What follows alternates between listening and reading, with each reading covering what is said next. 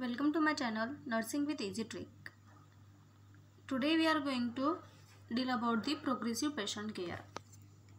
So this is very important question, progressive patient care, in which we are going to learn about the features, principal element of the progressive patient care, merits and demerits of progressive patient care. So let's start about the progressive patient care. First of all, features. It is a method in which client care areas provide a various level of care. Progressive patient care is one method in which the nurse are giving care to the client at the various level.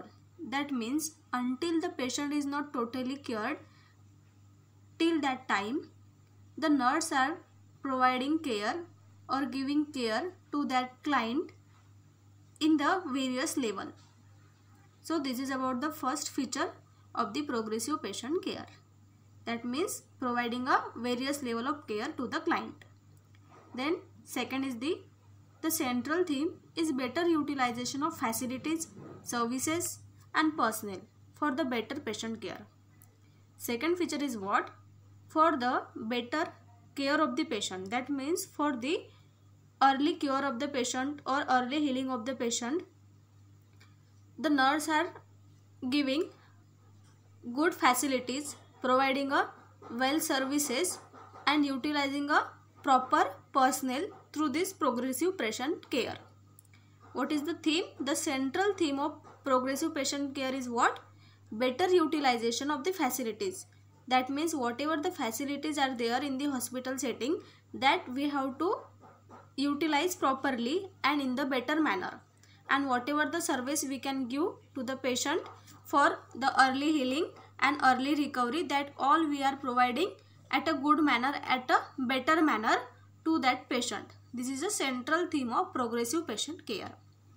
Then third one is, here the clients are evaluated with respect to all level of care needed. In the progressive patient care, the nurse, whatever nurse is assigned for that particular patient, that nurse is evaluated with respect of all the care needed. That means all type of care, whatever the patient is needed, that the nurse is evaluated for the better care of the patient. This is about the features of progressive patient care. I hope you all are understand about the features. Then next is the principal element of progressive patient care. That are 6 principal element. First is the intensive care or critical care. Second one is the intermediate care. Third one is the convalescent and the self care. Fourth one is the long term care. Then home care, and 6 is the ambulatory care. This is about the 6 principal element of the progressive patient care. Let's discuss one by one. First is the intensive care or critical care. In intensive care, patient who require the close monitoring. It includes the patient that requires the close monitoring and intensive care around the clock. Means those patients who need a intensive care around the clock. That means 24 hours the patient who require the care, that includes in the intensive care unit.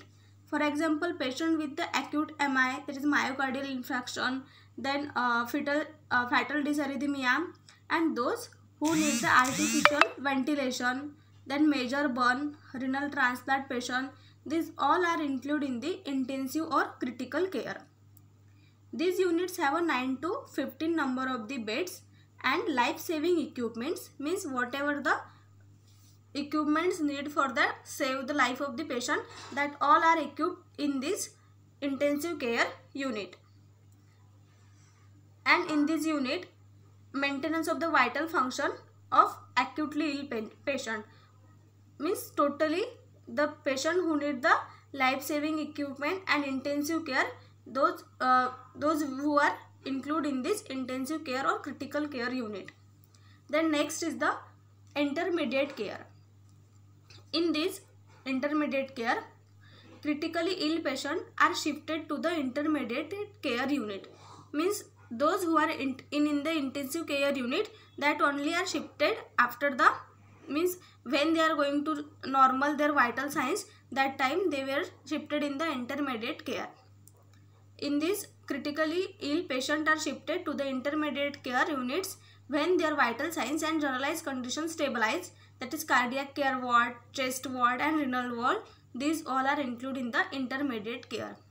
In first care, intensive care, that means the patient who needs the life-saving equipment, and the patient who is critically ill, that are included in the intensive care.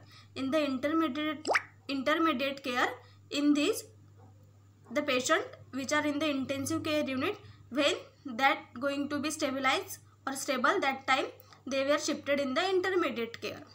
Then third one is the convalescent and self-care. Although rehabilitation program begins from the acute care setting, in this the patient are taught about the administration of drugs, lifestyle modification, exercise, ambulation, self-administration of insulin, checking a pulse, blood glucose, dietary management. These all basic things are taught to the patient to perform by self. These are included in the self-care or convalescent care. Then next is the long-term care. In this include the critically ill, that is disabled and helpless patient are cared for. This unit means those who are not able to take care of self, who is helpless patient. These are included in the long-term care. Nurses and other therapists helps the patient and family member in coping the ambulatory, like in the physical therapy, occupational therapy, along with the activities of the daily living. Means who is not able to perform their daily living activity, not performing the regular activity, that all are included in the long-term care. Then next is the home care. Some hospital and centers have a home care services. A hospital-based home care package provide staff, equipment and supply. Means there are some particular home care hospitals which are providing the home care. They were providing their staff, their equipment, their supplies for the particular patient.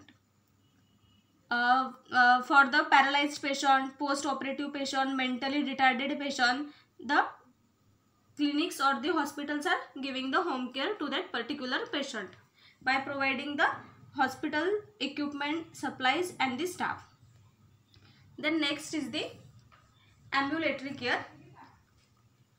Ambulatory patients visit hospital for the follow-up, diagnostic, curative, rehabilitation and preventive services, and after that they will go to their home. Just they are coming to the hospital for the checkup for the outpatient department only, and after the basic treatment they will go back to their home. This is about the ambulatory care.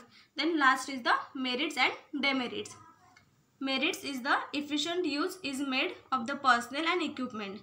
By the progressive patient care, we can efficiently use the personnel and equipment.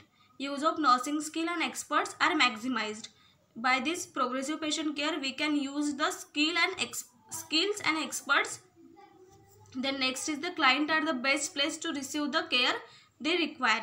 In this progressive patient care, the client who is really need to the staff that can be used very well manner to the particular staff. Then demerits, continuity care is difficult. If only the one nurse is care for long time for the same patient, it is difficulty to perform. Then long-term nurse-client relationship are difficult to arrange. There may be some conflict, some clashes between the nurse and client. So it is difficult to perform the long-term relation between the patient and the nurse. Thank you. I hope you all are understand about the progressive patient care.